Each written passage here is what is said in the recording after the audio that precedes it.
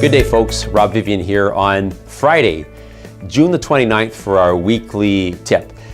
When we come back to work on Monday, it'll be July the 3rd, so we're into the summer months. And so you want to be careful with your summer. You want to make sure that you're allocating on a number of work days. So what a lot of folks do is they allocate their off time. I'm going to be off here, here, here, and here.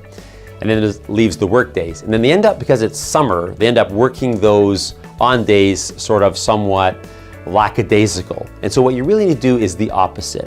Actually, I'm quite fine if you would just allocate 20 work days in July and August. There's about 40. And so our coaching company is in no way a workaholic company. I'm working 20 work days in July and August. But on those 20 work days, I'm not taking prisoners. That's a work day. And so I would recommend that you go to your calendar in July and August and X out work days. This one, 20 of them. You can do a few more if you want, obviously, but I'm saying you don't have to.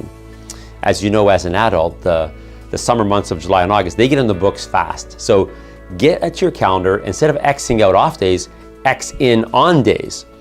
And then so when you get up on that day, that's a work day. It's not a day that you go to the office. Being on isn't your physical location. It's a work day because I went to the office.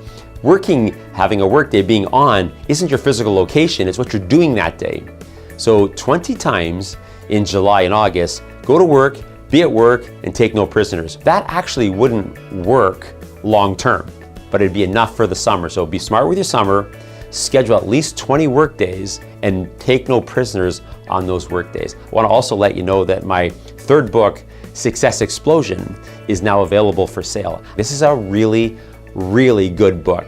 It'll teach you everything that you need to know to mentally possess the principles to have a bona fide success explosion in your life. So be smart with your summer, allocate at least 20 work days, and work on those work days and take the rest off.